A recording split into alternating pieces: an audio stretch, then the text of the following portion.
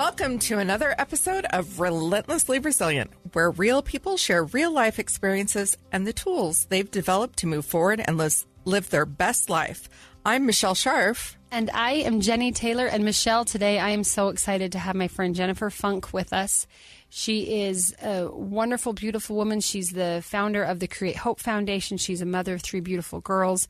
And she is what I affectionately call the widow whisperer for my part of town where I live. There was no one whose name came more highly recommended to me after my husband died than this beautiful woman. Everyone said, you've got to meet her. She is brilliant and amazing and such a light for women who've lost their spouse. And so, Jen, we're grateful to have you here. And I'm just grateful for your role in my own life, but more grateful that you would be willing to come on and share a piece of you and your beautiful story and the light that you are to so many of us who have learned and continue to learn with you in this widowhood journey. Oh, well, thank you. I'm so happy to be here. All right, so we're going to jump right in. We want you to introduce us to Jen and Brad Funk and just kind of tell us your story, lay a little bit of background for us so we know who you both are and the sweet family you have. Okay. I know I'm supposed to do this quickly. That's hard. So I was trying to think about so we do have kind of a fun story how we met. We met on a blind date. And I think it was like 2002, probably. I had a million blind dates in my life. And I had kind of just got to where I was like, nope, not doing another one. I'm done with those. But for some reason, this went, and it was really random. It was like my cousin's friend who I'd met one time in high school, like 7 or 8 years earlier. Like, it was really random. They were saying, you need to meet this guy. And so I did say, okay, I will go, but I didn't really have any high expectations or anything. I had gone on a million blind dates and those had not been good. But I remember he called like the night before. So I had talked to him and it was really easy to talk to him. And I remember, so at this time, so I have a 7-year-old daughter, Tyler. So I was really protective of her, and I was dating, but I wasn't it was just something where it wasn't the same as dating when you're, without a child. So I was very kind of cautious and wary of anyone coming into our life and kind of messing it up or whatever. Yeah, no, that makes perfect sense. Yeah. So I was very, that was kind of my biggest thing. And so I just was like, you have to be somebody pretty cool to be able to get through the door here. But we talked on the phone, and I remember just thinking he was so easy to talk to, and it was really fun. And I remember him telling me about how he flew F-15s in the Air Force. And I was kind of like, what? And so on our blind date, we were going to go flying. And he had rented a little plane, and we were going with another couple. And I remember my family saying, we cannot believe you're getting in a plane with this guy. You don't know him. Stranger danger. Happening? And I remember my mom had answered the phone when he called, and he had talked to her about, because they were just saying we're nervous, she has a daughter. What are you, they kind of gave him a grilling. Mm-hmm. When what are your intentions with my daughter and granddaughter? And they, and he just calmed all their fears. He talked about how, the Air Force lets him fly a $35 million jet. This is something he does for a living. It's not just something that he does on the side, so. And so and I felt after talking to him, I was like, this is fine. We'll go fly around in this little plane and it will be fun.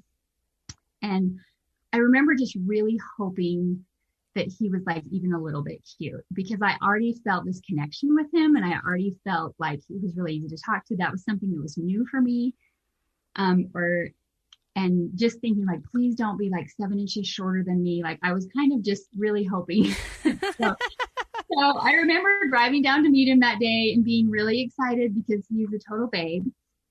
And we went to which worked out well. Yeah, that part was really good. We went flying and it was really fun. Like I remember listening to him like talk his little pilot lingo on the radio in the plane and just being like, "Oh, I love you." Like you were so like, did you just go on a blind date with Top Gun? I was just going to say, pretty this is much like Top Gun like, fantasy stuff. Like I had no chance. There was no way I was not going to fall in love with him. You're like, I hope he's not a total schmuck. Yes, that's exactly. And so we had this great date. And I remember like we dropped the other couple off because they lived in Salt Lake. And then we like sat in his car and talked just for like hours. And it was something that I remember like consciously being aware of, like, this is not normal. Like, this is different. Something about him is different. You know what I mean? Like it was, I knew it in the moment that it was different. And I remember him telling me like the next day was general conference. So like we don't go to church that day, that Sunday. It's like we watch church on TV. And so I remember he was stationed in Mountain Home, Idaho, and I was in Roy, Utah. So he was driving home and he was saying, you know, he said, maybe I'll, you know, can I stop by and visit you tomorrow? And I remember thinking like, sure, you know, that would be fun. And in my mind kind of thinking like, there's no way I'm going to like get ready on a day. On a day I don't have to go anywhere. On a day that I'm like just lay around in my pajamas and I'm not like putting makeup on to have some guy not show up. Like that was kind of the mindset I was in. I was a little bit of a hard nut to crack. Like I wasn't super trusting and I just was like, whatever. You're being very careful. Yes, I was very, very cautious. And so I remember, you know, I was saying, okay, you know, that'd be fun. And me thinking like, I really hope he does come over. I hope he calls, but I'm not going to hold my breath. Like, I'm not going to set myself up to be disappointed about this. And so I remember when he called and said, I'm almost to your house. I had like 5 seconds. I think I brushed my teeth, maybe. I for sure did not comb my hair. Like I was a total disaster when he showed up because I was really stubborn. And you had a point to prove. I had a point to prove. I was not getting ready for somebody who wasn't going to show. But I remember, so that day, like he came, he met my parents and he met Tyler, my daughter, and he was really good with her. That was a new thing for him. Like I bet he was really fun and funny. And I remember I walked him out to the car that night when he was going home and he kissed me. Whoa. And I came back in the house and like my sister and who with my 7-year-old daughter were like peeking through the windows and they like mocked me mercilessly. And I remember thinking like, I don't even care. Like that was one of those kisses where like music plays and like birds sing. Magic. And, you know what I mean? Like I was just like, you're horrible for watching that, but I don't even care. And so I remember, you know, me saying like, you know, you'll have to call me next time you're in town or something. And he was like, oh, I think I'll be calling you before that. Aww. And he called me every day since. And so gosh. it was kind of just like, that was the beginning. So no looking back. No looking back. He did have to kind of break through my little shell of being extremely cautious. And I just had to be like, I wasn't going to involve someone in Tyler's life who, you know what I mean? Like that was a big deal. And so we dated for like 2 years and he was in Mountain Home and I was in Ogden. And so it actually was perfect because we spent a ton of time on the phone. Like we talked about everything all the time. And it was really a good way to build a relationship. To really get to know each other. Yes, we really got to know each other well. And you know, we couldn't just like kiss the whole time we were together because we weren't seeing each other in person. So that actually, I would highly recommend that. Like that, the long distance was a little bit hard, but for me, it was exactly what I needed. It was something like just really helped me get to know him. And so I had no, you know, when he asked me to marry him, he'd been stationed in Florida. And so I went out to visit him like over Christmas. I was teaching school here. I was teaching 2nd grade. And he moved and I remember like all my friends saying, oh, he's going to ask you to marry him. And I kind of was like thinking, you know, I think that's what's going to happen. And he wanted this to be this big surprise. And so like he like legit moved to Florida and didn't ask me to marry him. And I was kind of like, oh, okay. You're like, wait a second, you missed a piece. And I knew, like, he moved in December and I was visiting him in December. So I remember going to Florida and being like, okay, I'm either going to come home engaged or single, because like, I think I know this is where it's going, but he was like, he'd measured my fingers secretly and like had this ring made secretly. He was trying, he wanted it to be this big surprise. And I remember being like, okay, you should have like, and I mean, and we were seriously dating. We were telling each other we loved each other. Like I was a little too stubborn to ask about, so are you going to marry me or what? Yeah. You're waiting for him to kind of make that step. And he really wanted this to be this big, like, romantic gesture surprise. Like he proposed to me on the beach in Florida, and it was beautiful. But I remember thinking, like, you could have like let me in a little bit on this, because then I wouldn't have been stressed, like thinking maybe I'm going to come home single. Because Florida's kind of far away from Utah and Idaho. Yeah, that long distance probably would not have worked. So anyway, I went to visit him. He proposed on the beach, and it was really fun. And I remember he didn't hear my answer because of the waves. And so he kind of was like, well, like, oh, no. He's just like, and he was kind of nervous. And I was like, that's how I've been feeling for the last 6 months, buddy. Yeah. So now we're just even. A little bit of payback. Oh, Jen, I love it so much. We're going to take a quick break and come back, and we want to hear what happens after you say your I do's. Clearly, you don't stay in Utah while he's in Florida, so we want to hear what happens next, and we will be right back. All right, Jen, so bring us up to speed. You're in Florida. He proposes. You say yes, and what happens next? So we get married that summer of 2004, and we moved to Florida the next day. Oh my goodness. I think it was 2 days after we had like our honeymoon night somewhere, and then we loaded up a U-Haul and moved to Florida. And I had gotten a job teaching at a school there that was right next to our house, and it was great. And like Tyler enrolled in that school, and then we lived in Florida, and he was stationed at Tyndall Air Force Base and flew F-15s there for a couple years.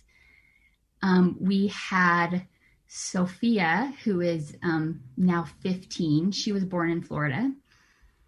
And so we were just like living this little Air Force dream life, which, I mean, I was super happy to just go move and support him wherever wherever the Air Force took us.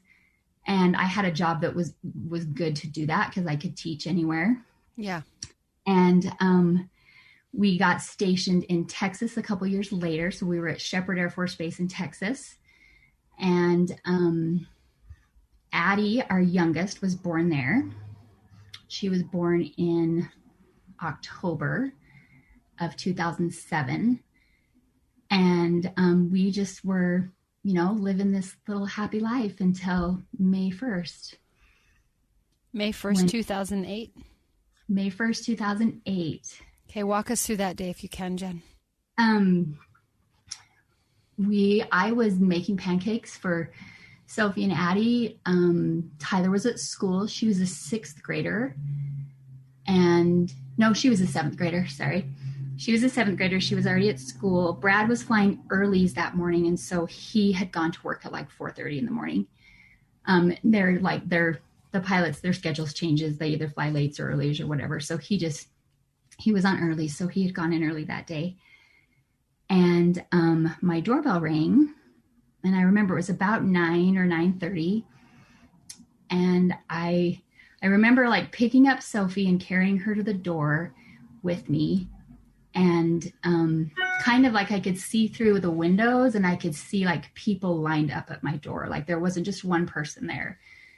There was a number of people. And as soon as I opened that door, it kind of like, I don't know, like I immediately knew, but your mind kind of goes in this slow motion thing. So at my door are about 6 Air Force personnel dressed in their blues, which is something you don't ever want to see if you have a husband who's serving. And the first guy there was one of our good friends. Like he was first. And as soon as I opened the door, it's kind of like everything is kind of processing. Like I'm like, I know the only reason they come here is because Brad's died. but you're kind of like in slow motion. I felt like, I remember they came in and they tried to get me to sit down and I wouldn't sit down. I was just I remember holding on to Sophie and I don't think I said like, just tell me, but I think like I wouldn't sit down. I just was like standing over there and they said that Brad had been killed. And I remember I think I kind of fainted a little. I don't know, that it's kind of a fog. I remember someone helping me sit down on the couch. Well, that's why they want you to sit down. Yeah. Yes. Your body yes, that is why they want me to sit down. Right. So it's hard because our bodies just kind of buckle under the news. It's like, yes. And I knew what they were going to tell me. It's like your brain knows. I mean, there was probably a 30, 45 second window between, them coming in and like me opening the door. But until you really hear someone say those words, it wasn't really real. Like I remember thinking like, please let it be anything else. Like maybe his plane went down somewhere, but they don't know. It's like, you're kind of just grasping. You're holding on to hope. Yes. Anything that you can hope for. So, that day is a little bit of a blur. I think those days were a little bit of a blur. I remember, the man who told me was one of Brad's good friends. He had been in a couple squadrons with him and he actually was a bishop in our church. And so that was extremely helpful to me because it was someone who knew and loved Brad and also would have been someone I would have gone to for support in that situation. So that turned out to be a really wonderful little tender mercy. He helped with everything. Like there's this big flurry of stuff you have to do when there's an in the line of duty death. And you don't like, I don't know how they do it better. I mean, I don't know how to have them change it because it's a nightmare, but it's just, there's a bunch of things that you're meanwhile just sitting here trying to process that your husband is dead and gone and not coming home to your kids. And they're wanting you to sign a million things and do a million things. And so he was great because he just stepped in and did everything. Like he would bring me things. And so that was a really great thing. But I remember that day, just like it kind of seems like it's not really real. Like it's like, it's real, but you hope it isn't real. And I remember someone went and picked Tyler up from school so she wouldn't have to find out because they knew, I mean, there had been his plane had crashed on base. He was flying with a student pilot. And oh wow, it crashed on the base? Were they landing or? It was on base. They were coming in for like a touch and go approach, and they just lost both of their engines. Like everything went wrong at the most horrible time for it to go wrong. They bailed out, and their seats collided in the air, and so they didn't get a full chute before they hit the ground. So both of them died. Oh, Jen. And I didn't know this. Like I remember like when they came, but they have smoke rising from the base, so they know like we're in an Air Force community. Everybody knows there's been a plane crash. If you look out your window, I just happened to. There's no hiding it. Yeah. No. And so they went and got Tyler because they didn't want her to find out.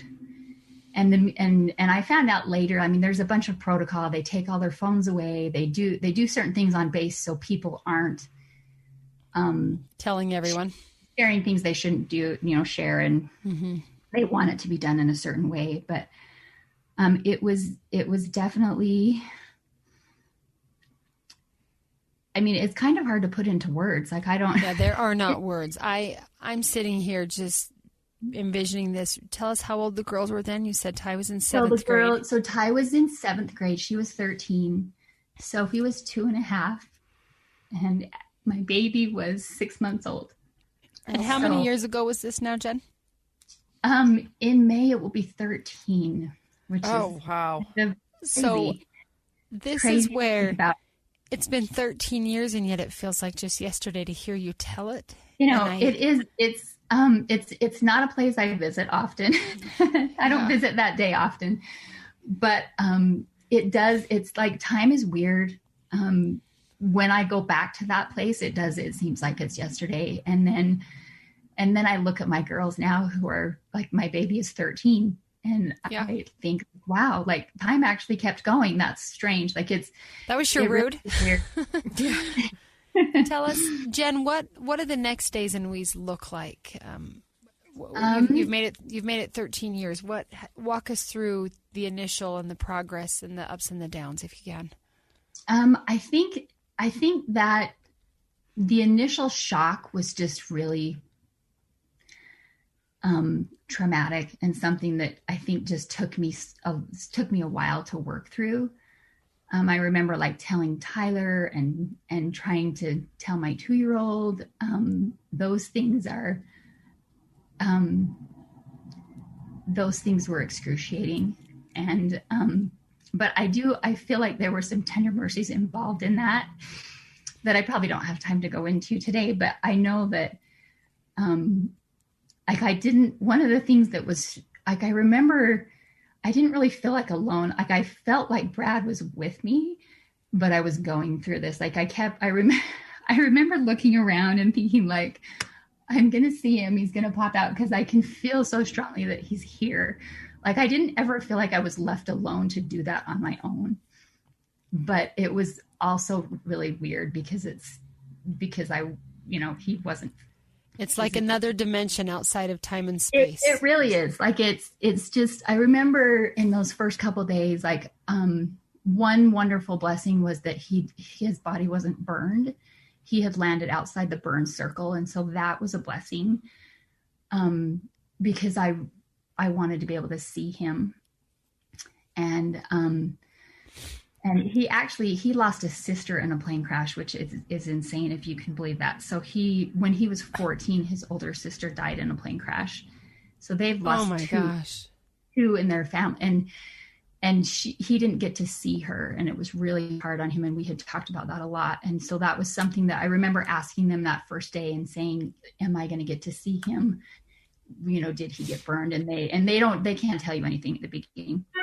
But we did get to see him, and that was really good for all of us to be able to. I think not seeing him would have been really hard. Some peace of mind, yeah. It's different for everybody. I remember feeling like I remember walking in one day, like probably that week, like it's kind of just all a blur. But I remember just feeling like I think I walked into the bedroom to get Addie because she had woken up, and just feeling like saying like this, my life is over. Like I'm feeling like I don't see how, like not trying to be dramatic but just like my life is over. Like I don't know where I go from here or what I do. My husband's died. I have these little babies. I, have a teenager who needed him. Like it's just, it was, I was really grateful that I didn't feel like I was doing it alone, because I don't know how anyone would ever do that alone. I don't think that would be possible. I hear that every dream and every plan you had for the life you and Brad had built was over. I mean, like you said, not to be dramatic, but really the trajectory you were on stopped that day. And like in the Back to the Future movies, you like moved to a completely different space-time continuum. So, yes. So Jen, and that was, I remember, I think that was one of the hardest things, is like the shock. And then just like we eventually moved back to Utah a couple months later because staying in Texas didn't make sense. But I moved home to people who, like, besides my family, they didn't know us together because we moved the day after we got married. So like I was moving home to people. Like one of the things that I loved about Texas and our Air Force family was that they loved my husband and they knew him and they knew us together. And so they knew the life you had lived. They knew what that life was, that world. Yes. Like they, I felt like I was leaving everything that had anything to do with Brad and I behind, and coming home where I knew we needed to be because family was here. But it was never your home with him.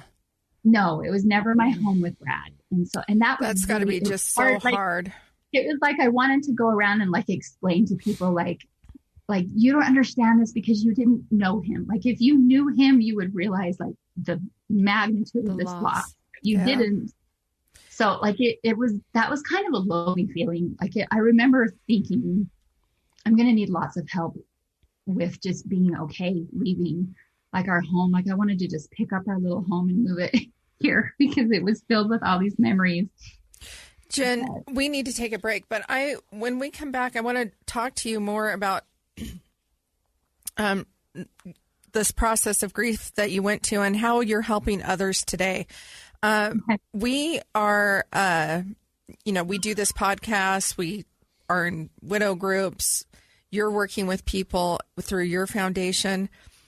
And I think it's really interesting because you hit on a few things. Like for you, it was so important to see his body. For somebody else, it may have been traumatizing to see his body. Yeah. Yeah. And so, yeah, Jenny actually had shared with me, and she just raised her hand. So I'm going to assume the go ahead to share this, but she chose not to see Brent's body.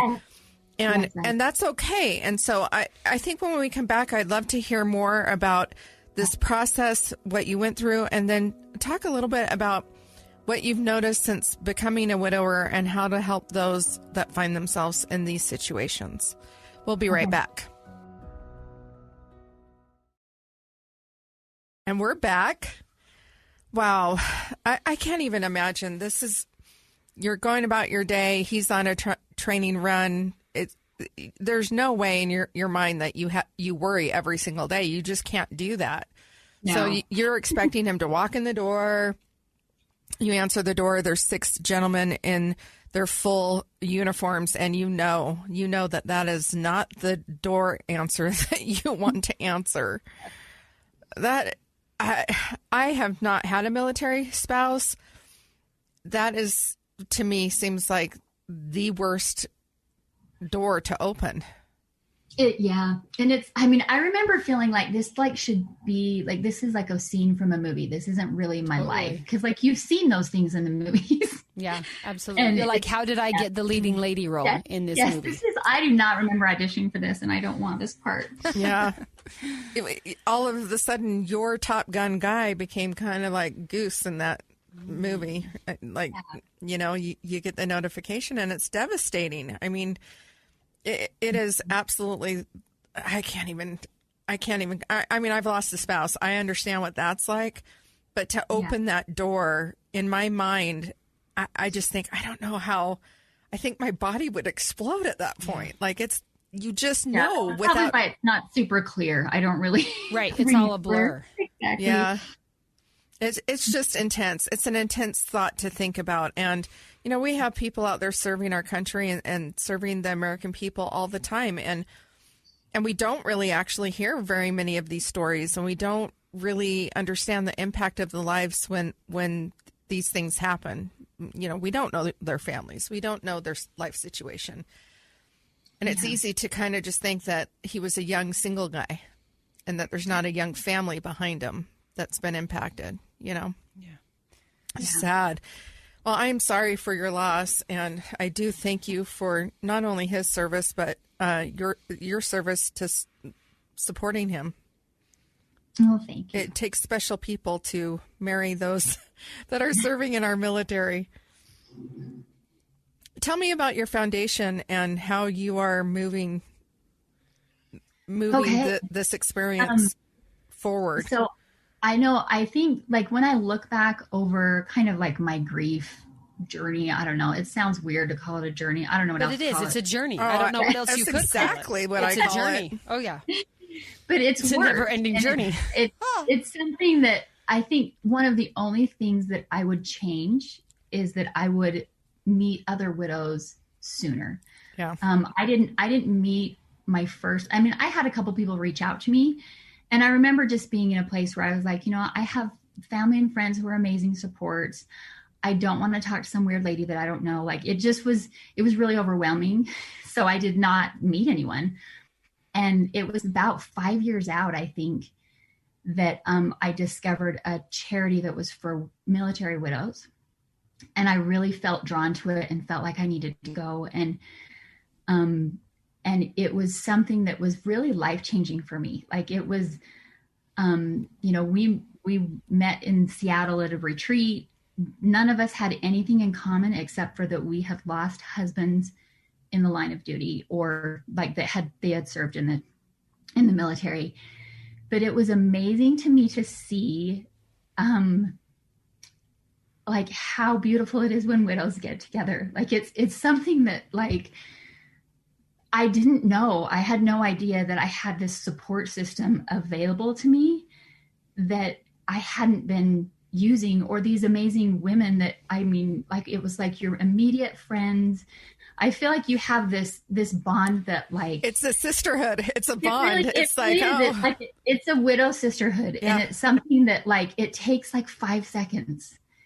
There's so much unspoken. I don't know if it takes 5 seconds. I feel like it's just instantaneous. It's like, my broken heart. Yeah. You understand all of the pain wrapped inside me. You don't have to have anything else in common. This is big enough. This is a big enough thing that, so that's one thing that like I realized because I had been able to attend that charity. And over the years, I've been able to take my children to things because there's so many amazing charities for Gold Star families or for families like ours who have lost their soldier in the line of duty. And then I would come home and there were some widows that I knew in my community because I've been doing this for a long time. Because she's the widow whisperer for Weber County, Utah. Well, I don't know about that, but I just, it's a normal thing to where, like, if that happens to someone you know and love, you want to connect them with someone. Well, and you're known as being someone who will love us, speaking collectively as new widows, right back. I mean, there's some widows who maybe for whatever reason don't necessarily want to mentor younger widows, and that's fine. There's no judgment passed at all. You've made yourself very available, very hopeful in helping other widows begin their journey. And I think that's why anyone who knows you and then knows another widow says, oh my goodness, you need to meet Jen, because most of us, now right now I'm a widow, but let's say I wasn't a widow, I wouldn't really know how to help that widow. I would want that widow to have someone that could really walk that journey. And you're known for that because you do that so selflessly, and you give of your own emotional, energy to help other people. Yeah, I think that I feel like that's because I was helped a lot by meeting these other women and realizing we're uniquely positioned to support each other and help each other, because we can say, oh, like I remember feeling this. This is what I did that helped me. It may not necessarily help you, but here's an idea. Or remembering, when you meet a new widow and it takes you back to those first days of remembering how intense that grief is, and how like it's just really helpful to have somebody who's done that before and who knows what you're feeling. And so I would come home from doing something like that, and I would look around at my other widow friends, and there was nothing that they had that compared at all to support. Like there was nothing that was connecting widows to widows. And I really feel like the most important thing is just fostering those relationships between widows and helping, because I feel like if you get a bunch of widows in a room, they're going to they may gravitate to certain ones. They may not all hit it off, but the ones that do form a relationship, that relationship is going to be really impactful in their life, and it's going to be helpful.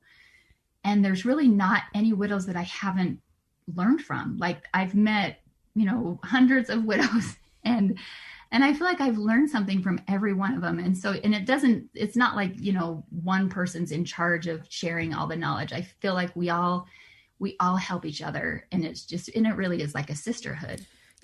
I was an extrovert before I lost my husband, and excuse me.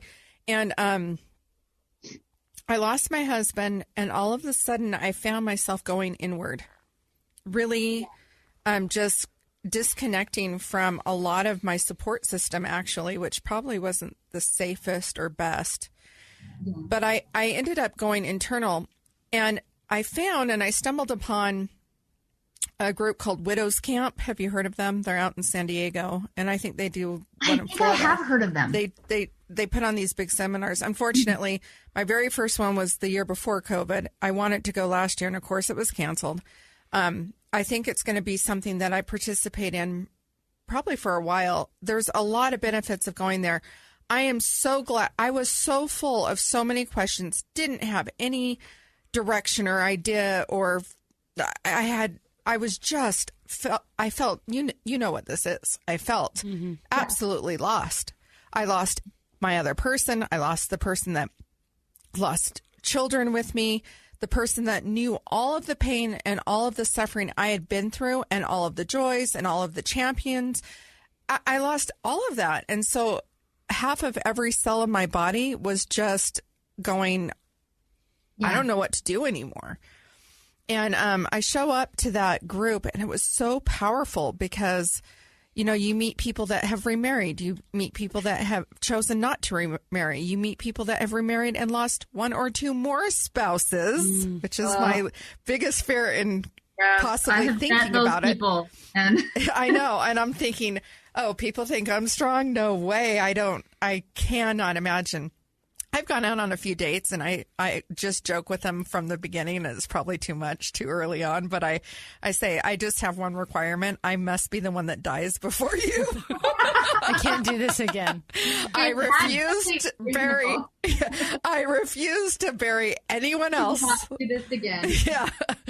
And, anyway, and that's the other thing. You find widow humor. We have a grave sense of humor that is probably and it's horrifying to other people. Yes, it's horrifying to my own children when they hear it sometimes come out of my mouth. But other widowers, they get it. And it's like, I'm not, you go out, they encourage you to find a group of women and to go out to lunch off site. And I ended up in this really unique group of women. We're still in contact today. And it's powerful. It's powerful to understand how different women are, and there's no right way to do this journey. That's one of the things that I feel like, that's one of the things that I tell widows when I meet them for the first time is no one gets to tell you how to grieve. No one gets to tell you how to do this. You figure out the way that works for you. And anyone who's trying to tell you what to do, like they're, I'm sure they mean well, but that's not helpful. Like it's like, and I love that, I know lots of widows who grieve completely different than I do. And that's okay. And you can respect each other's. Yeah. Jen, Yes.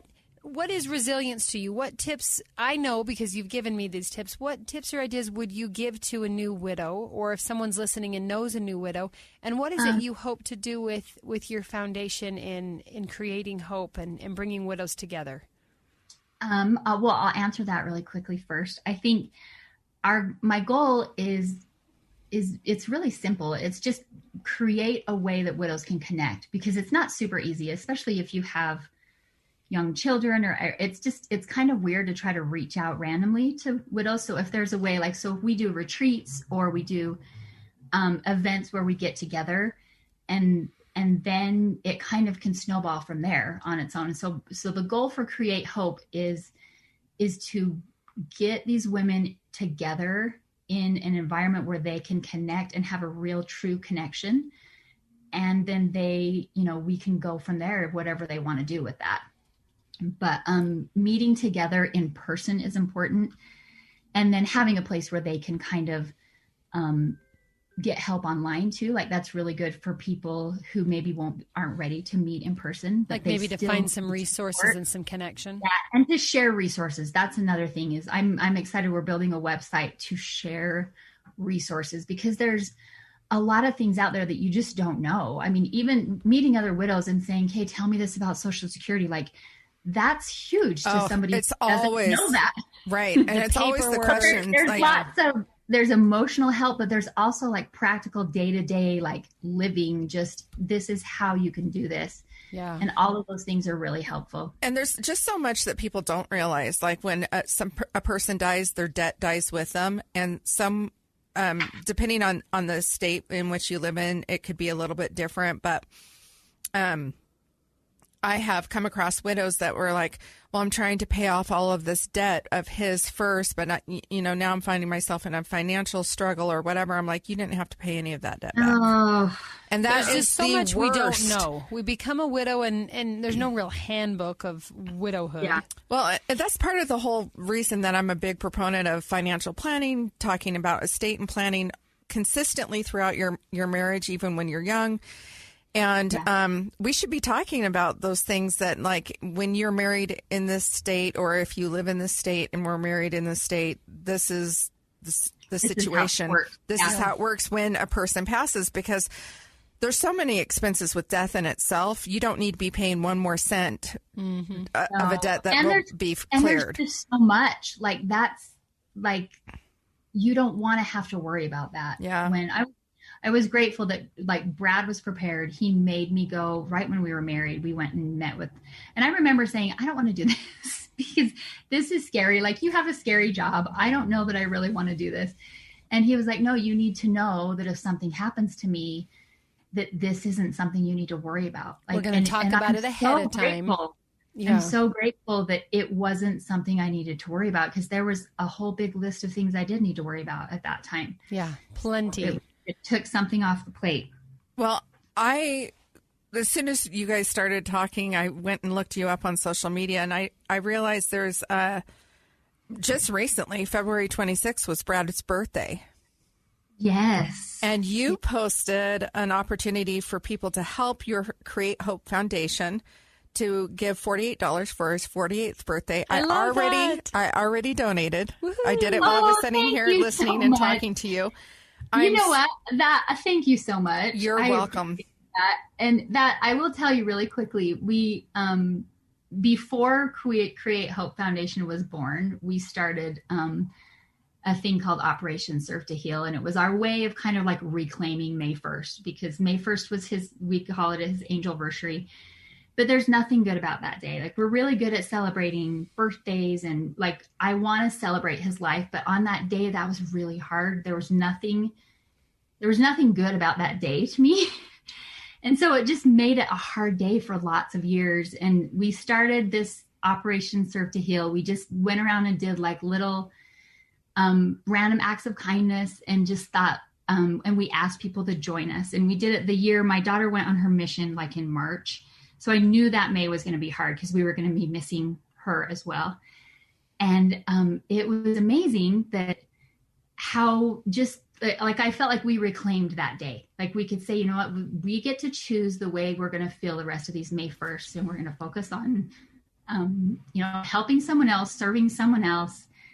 And people joined in, and it was amazing. So that was kind of like the first, like, community thing that I did, that I thought, okay, people would be willing to.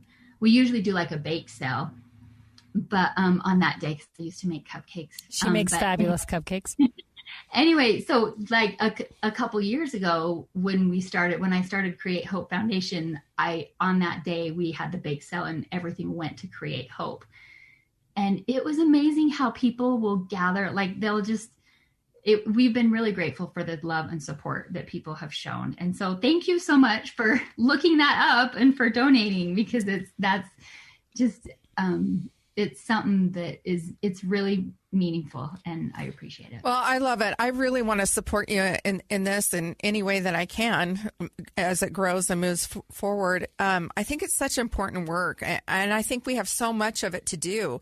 We in America have a lot of culturalized ideas about what grieving is and how it should look like, and we don't talk about it. And after a year, the griever's not supposed to talk about it. And we've talked about this several times on our show already. Like, I'll put something on Facebook and I'll get comments like, I'm so sorry that you're still not over, or you're still suffering with this, or you're still. And I'm like, my goodness. I'm like, and it's education, right? And so it does open the door. And I've had really gentle conversations with some of the people that will say those things, and I'll walk them through it, and I'll say, this is actually a lifelong process. And this actually is very different than a divorce. That person Yeah. is So still here's- walking And around. you were patient, because there was a couple years where I just had the mantra of like, people are idiots, just ignore everything they say.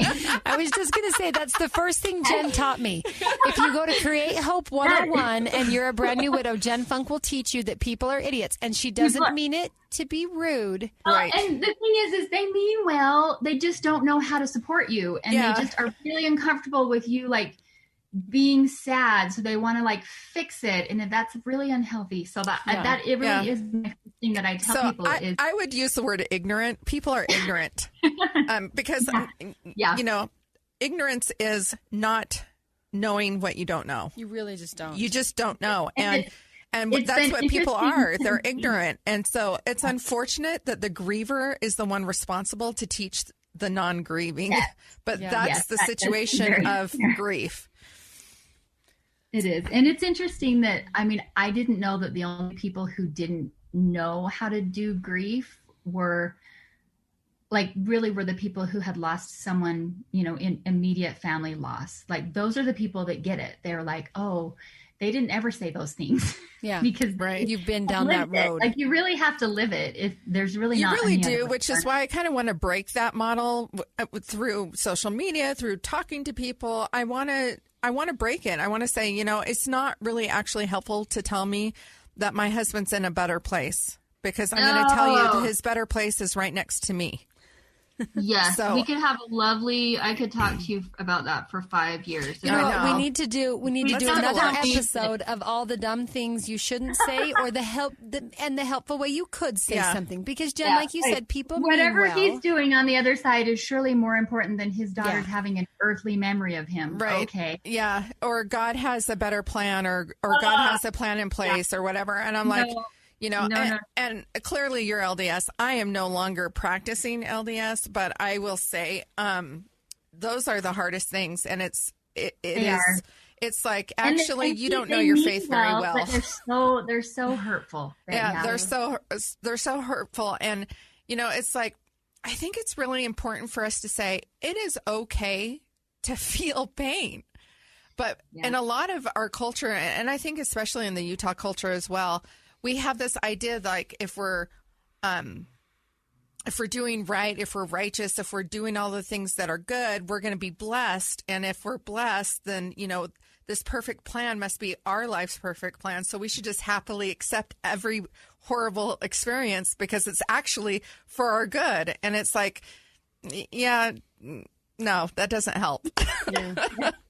Not help. It does not help. When you talk about resilience, that would probably, like, I was trying to think of, okay, what's my definition of resilience? And I don't know that I have like a really tied up definition, but I do think, like, when I look at that for us, like for what our life looks like now. So Sophie is 15, Addie is 13, Tyler is 26 and married and has the cutest little baby. So I am a grandma. And it's wow. But like when I look at that, I think like to me, part of like resilience isn't the good days. It's not the days where I feel like I'm doing okay. And, you know, at 13 years out, I have more good days than bad days now, which thank goodness, because that would be, and I still have those days where I struggle to function fully and I do what I have to do. And then one of the things I think that has helped me the most is learning to be kind to myself and giving grace where like, and I actually had a really neat experience with Brad. He helped teach me this, but when I would be really kind of like mean to myself of like, you know, get it together and why can't you do this? And why, you know, like how we can sometimes speak to ourselves. And he helped me realize that really broke his heart when I did that. And he kind of helped me see if our roles were switched and he was here struggling and trying to, you know, keep this little family together and trying to be here without me. And I was watching like, and I remember like feeling it, like thinking like, oh, like, I just want him to know that, you know, how much I love him and I know he's trying and everything that he's doing is okay. And he anyway, that experience, it really changed me. It transformed the way that I treated myself in this grief process. And it made me really give the same grace to myself that I would give to someone else. Like if my best friend was going through this, I wouldn't say, suck it up. You can get it together. Why aren't you doing better? This. Yeah. I would be kind, and I would acknowledge that this is hard. And it is something that is, like I know in our home these days, we have really hard, honest conversations. And like my girls are especially gifted at asking me a question that just like knocks the wind out of me. Like I remember my baby asking me just a couple years ago saying like, what is it like to have a dad? Because they have this really cute relationship with my dad, who is their grandpa. But like me just like, sucking breath in, going like, oh, like that is, and the thing is like, I think that we have to give ourselves, and like I have to give my children permission to feel whatever they're feeling. And this is hard. And I'm not going to try to pretend like it isn't hard. So a lot of those conversations, like I might not have a good answer for them, but I can sit and cry with them, and I can tell them that I know this is hard and I'm sorry. And I think a lot of like, when I think of resilience, I think that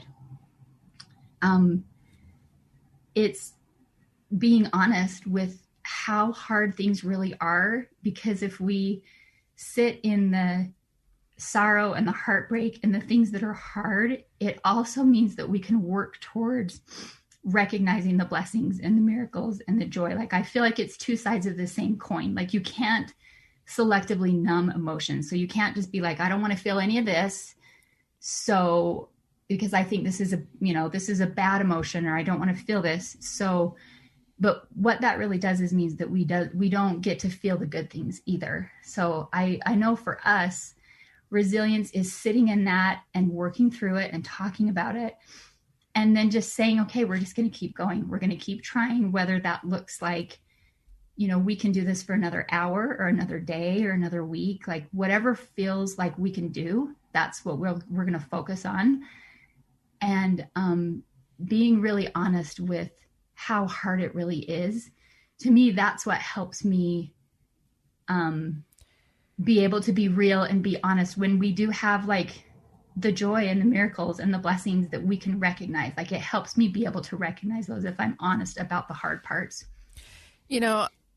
One of the discoveries that I had losing John and going through the whole process in cancer was that joy and sorrow are not separate, and you can feel them both at the same time. Yeah. And you can't really articulate it really to somebody who hasn't experienced it.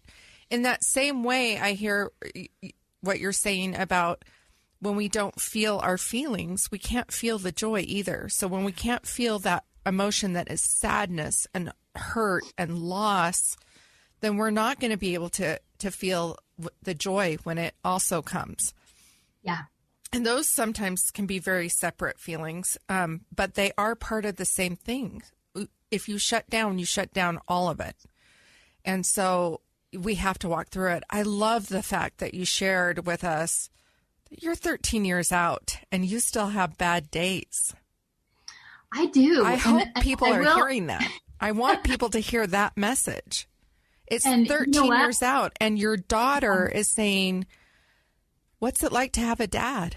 People don't consider the impact of loss, accessory loss. You lost your spouse, your daughters lost their dad. Yeah. Yes. And it's something that I like, they will deal with this forever, just like I will. I mean, Addie was 6 months old when he died. When he died, she didn't have that original trauma and shock because she was a sweet little baby. Right. But she gets to do it she gets to do it at every milestone she hits. She gets to do it at every daughter date and wondering why she's the only one who doesn't get to have a dad here. Yeah. And that's something that she'll grieve over that many different times in many different ways in her life. And I think a lot of people don't understand that. Like there have been people say things to my kids of like, oh, well, that wasn't hard for you because you were a baby. And I'm like, please never talk to my child again. I hope you punch them right in the stomach. and it really is, it's ignorance. It's people don't understand, but I feel like kids have a really good BS meter. Like I can't pretend like even 13 years out that this is fine and that this is not hard, because they would see through that in a second. And so I think that we do our grief work together. Like if, they probably know if I'm having a really hard day and I talk to them and they talk to me about their hard days. And I feel like that's how we help each other through this. That's how we walk through. Pretending like everything is great isn't super helpful. It might help for a day, but it's not helpful long term. No, and eventually you have to deal with that grief. I think for me, my children were all adults, young adults. And that compounds my grief in a different way. I'm sure, Jenny, you can relate to this too. Both Jennies. But you can see the grief in those children's eyes. And it's, I lost my spouse, but you have Jenny here in studio. Taylor has the experience of having lost a parent.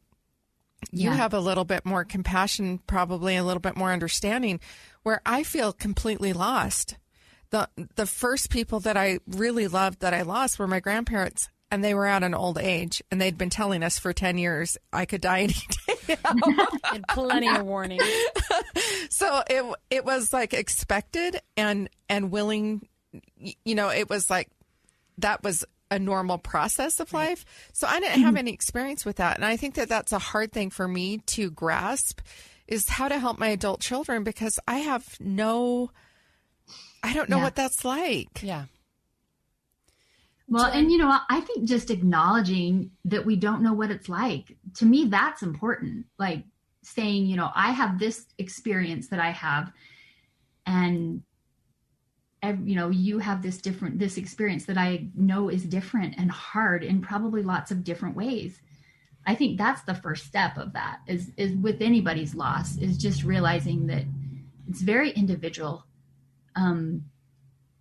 Well, when I first became a widow, or somebody had said to me, well, your kids will be okay because they're pretty much adults, and kids expect to lose their parent. And that, for some reason, made sense to me at the time. And I feel like I kind of relayed that in some ways, and I really regret that. But I mean, because you don't know. You don't know what until you know. So you do wish there was I think we should all get together and start writing a book on a manual for grief, because I think it would be helpful. There's do's and the don'ts. Yeah. Hey, Jen, you learn so much. Jen, I just can't thank you enough for everything that you shared with us today, and for what you've done for 13 years in giving back and helping other people. And I'm going to echo what Michelle said about writing a book, but I'm going to tell you, you need to write it, and we will buy it. Yeah. And we will read it, because we are still learning where you are further advanced in that journey. I love so many things you've taught us about resilience today, about letting it be real, letting it be hard, not just for you, but for yourself, acknowledging that your grief isn't the same as your kids' grief, and that's okay. Acknowledging you're still going to have good days and hard days, and that's where resilience really kicks in. And then looking to the sweet, tender mercies, the memories, the choice to look at those great things you have in your life and not just dwell on the ugly, but not pretending the ugly's not there. I mean, really, I've taken so many notes. Your book's half written from this podcast. Just take it. We'll transcribe it and put it into a book. But we're so grateful you could join us. We're grateful for the foundation you've started, this Creating Hope. We hope everyone who's listening will learn more and get involved, whether you're the one that needs the help and the support, or you're the one who knows and loves someone who needs the help and the support. If you like what you've heard as you've listened to us today, we hope you will like and subscribe to our podcast and leave us a rating and a review. We always want to get better, and we always want more people to be able to learn and grow with us on these different grief journeys and resilience experiences. And if you or someone you know has a real life experience you're willing to share with our listeners, please contact us. You can find us on social media at Relentlessly Resilient on Facebook and Instagram, or rrpodcast@ksl.com. Remember, whatever you do today, remember to be kind. You have no idea the struggles that other people are dealing with in their lives. Thank you for joining us. Have a great day. Till next time.